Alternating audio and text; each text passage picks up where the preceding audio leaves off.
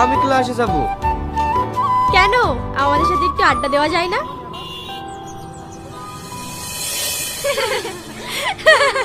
দেখ তোরা থামবি, মানুষকে কি মনে করিস বলতো? শ্রাবণী, আমি আসছি।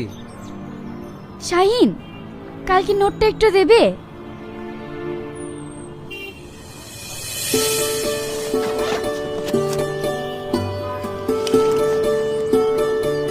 নাও।